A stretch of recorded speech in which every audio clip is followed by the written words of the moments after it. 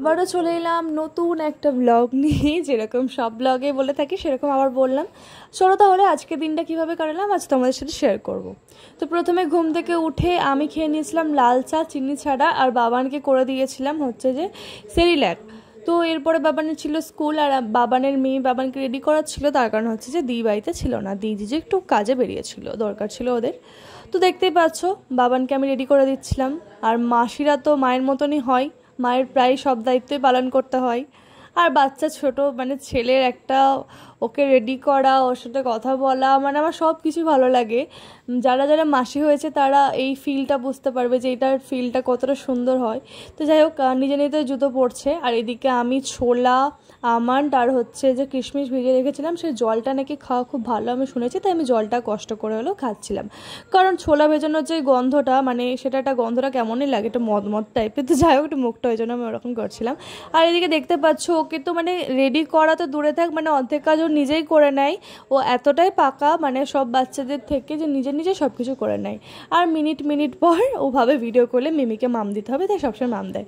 আর বাবানের জন্য হচ্ছে যে টিফিন রেডি করেছিলাম, আপেল ছিল আর আপেলের সাথে ছিল হচ্ছে যে কলা, তো সেটা দিয়ে দিই। আর তারপরে যে দেখতেই পাচ্ছ বাবান তো বেরোনোর জন্য ব্যস্ত, যে কখন মানে গাড়ি আসবে ঠিক নেই, কিন্তু ও বেরোনোর জন্য রেডি।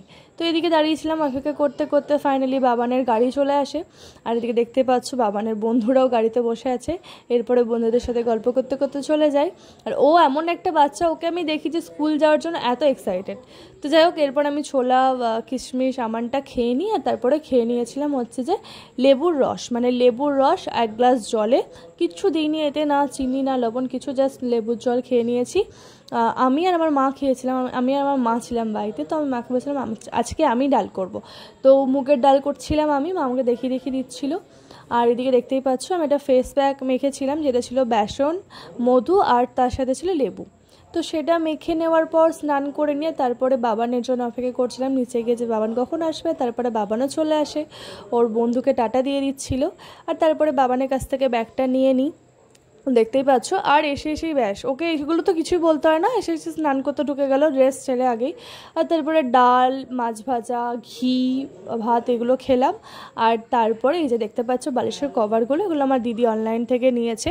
তোমাদের যদি ভালো লেগে থাকে আমাকে জানিও, কমেন্ট করো, আমি লিঙ্কটা দিয়ে দেবো।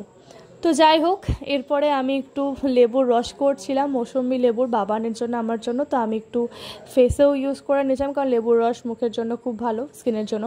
তো যাই হোক, এরপরে সবাই ঘুমিয়ে গেছিলো, মা নট্টি, আমি তো নট্টিকে বকে বকে ঘুম পাড়ালাম। যাই হোক, তারপরে ঘুম থেকে উঠে দিদি নাম্বার 1 দেখছিলাম, আর তারপরে মায়ের জন্য দুধ চা করেছিলাম, আর আমি খেয়েছিলাম লাল চা চিনি ছাড়া। আর এদিকে দেখতে পাচ্ছ বাবানকে একটু সন্ধ্যেবেলায় পড়াতে বসেছিলাম। তো ওর স্কুলের হোমওয়ার্ক দিয়েছিল, সেগুলোই ও করছিল। আর এদিকে আনা হয়েছিল বাংলাদেশ থেকে ইলিশ মাছ, যেটা এনেছিল জিজু। আর এটার ব্লগ তোমরা খুব তাড়াতাড়ি পেয়ে যাবে, মানে কালকের দিনের ব্লগটা তোমাদের সাথে অবশ্যই শেয়ার করব। এদিকে দিদি নটটির জন্য এনেছিল একটা গাড়ি, দেখতেই পাচ্ছ, বাবান তো খুব আনন্দ পেয়েছে। এদিকে দেখি ইলিশ মাছের সাথে সাথে দিদিরা আবার চিকেন বিরিয়ানি নিয়ে চলে এসেছে। তো ডিনার করে নিয়েছিলাম চিকেন বিরিয়ানি সবাই মিলে।